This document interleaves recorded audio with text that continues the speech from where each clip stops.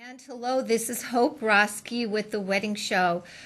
Right now, we are going to be moving and grooving because we have DJ Jeff Mora here with us, joining us here on the Wedding Show. So, Jeff, you are just an eclectic kind of guy anyway. Not only are you a DJ, but you also officiate weddings as well. So Yeah. it's kind of like you're a two-for-one kind of guy. You're just there the whole time, right? Yeah, well, I think over the last few years, ever since 2020, a lot of us, a lot of people got into other forms of income within the wedding industry. Now, I've been doing it since mid to late 2000s in there, just because I felt like it was a good addition. In fact, a mentor of mine, I call him my Jedi Master. He comes from the Central Coast. He's about 15 years older than I am. Still rocking it, still doing it, right? Still amazing at what he does and the top of his game. And he's the one who encouraged me. He's like, you ought to do this also.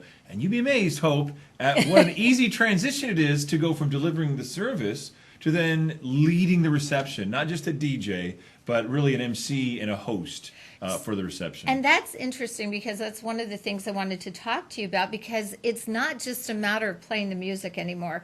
There's a whole big package that goes with it. It's entertainment. So walk me through what it's like for you, basically from the beginning to the end of the Working whole with me? experience. Yes, exactly, because I think it's important for the viewers to know. Okay, well, I've been since before Christmas time. I've been getting a lot of phone calls from newly engaged couples, so it's really easy for me to kind of explain to you, since I've been doing it now for quite regularly over the last couple of weeks, that when I get a phone call from a customer, from a client, from a hopeful couple, I like to ask certain questions of them that gives me an idea of how they are as a couple, how long they've been together, what they have in store for the future. I like to get some things laid down right in that initial phone call so that I really get an idea of who they are as a couple, where they're coming from. And I also like to ask questions of their families so that I can get an idea of what I'm getting into as the DJ. And then if we go beyond that, if they decide to book me, then we actually book quite a few meetings, depending on how far in advance they've booked me. I get people that book me, a year and a half, 2 years in advance.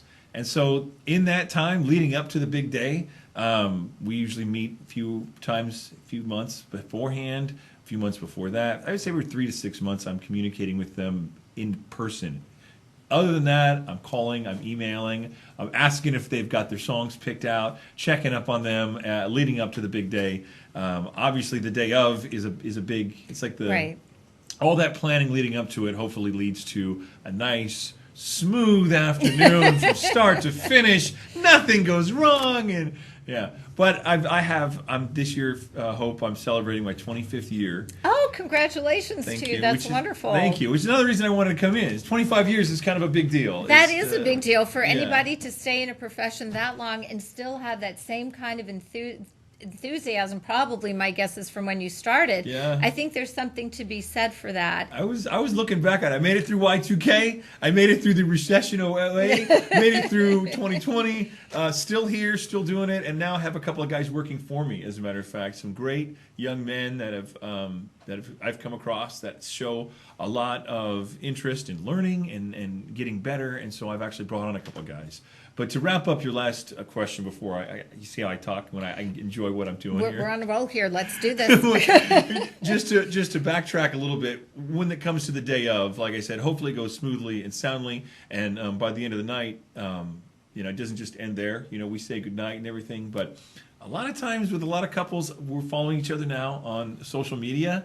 So I get to watch them grow up. It doesn't stop, really. I get to watch them have kids. I get to watch them have, at other engagements, they're calling me, for other events. I just booked a wedding the other day from a young man who I did his brother's wedding, I think 4 years ago now.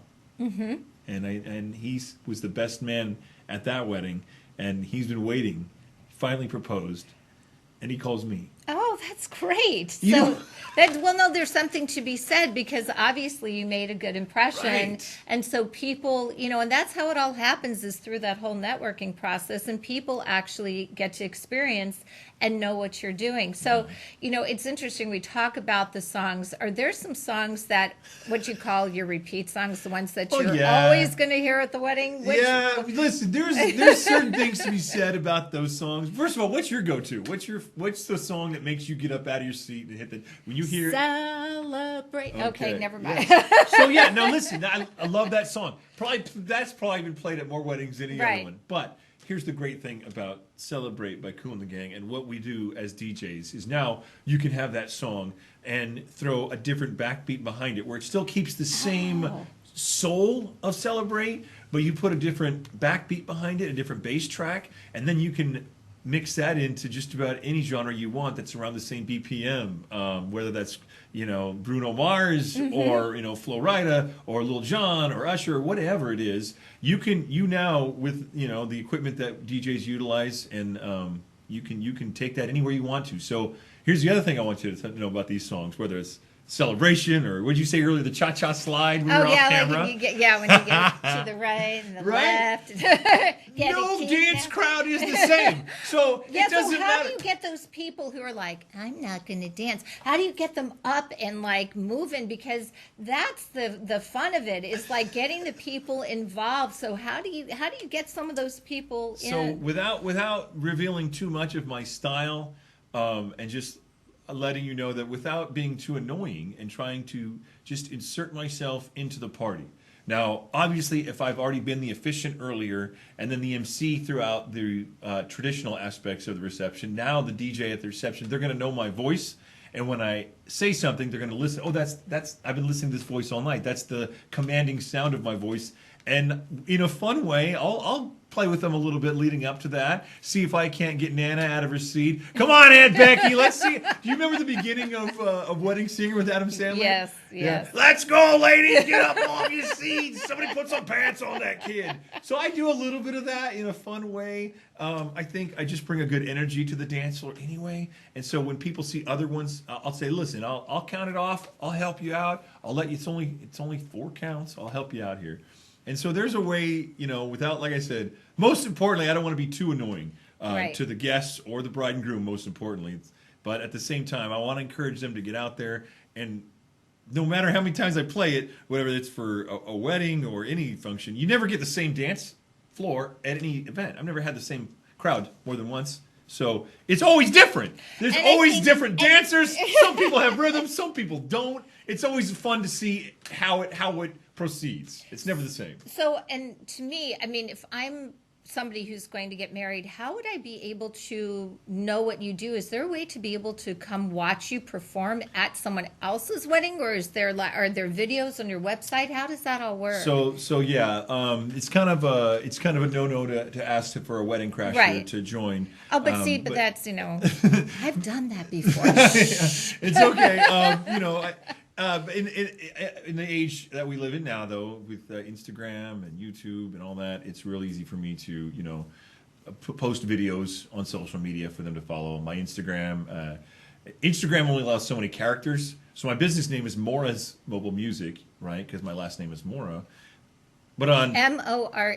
Yes, but on Instagram they only allow you so many characters, so I had to drop the S. So if you look for me on Instagram at Mora Mobile Music, you'll see I've posted videos there. Try to give people that are surfing the internet and surfing for good DJs. Try to give them an idea of what kind of energy I bring to the dance floor, how I do things. That's kind of the best sample, as opposed to actually having them come and join me. Now the great thing about how long I've been doing this in this area is that many people book me because they've seen me in other events. So just that's a plus from being in business for so long. I get a lot of people that have, hey, I saw you at this reception, or oh, I saw you here, I heard you here. So that for me has been amazing. Now, do you ever get out to any of the clubs? So if people would want to watch you live that way, are you ever out and about that way? So I'm just recently hit the mid mark of my 40s here, and I'm just not at a point in my life where that's something that I want to engage in anymore. Being out till 2 a.m. With a bar crowd, rowdy bar crowd, that is something that I did for a lot of years. And so now I'm comfortable enough to be able to say, yeah, no, that's not my niche anymore. Now I do have some guys, like I said, that work for me that love going out and doing that. I can't keep up with that anymore. Like I said, mid 40s. That's great that you have a team. Oh, yes. yes. So and how many do you have on your team? Well, two, and I've almost got a third. I was training someone since they were 5 years old to take over for Dad one day. And that that young man has now grown and decided he's back and forth about it. He's amazing at it. He's got a great personality. He's jovial and charming and got lots of charisma. Knows great music, obviously, because he amazes me sometimes at what he remembers from me playing music for him when he was a kid. So I would love for him to take over one day, but he's kind of in that young man stage. He's in his early 20s, wants to go out and do his own thing.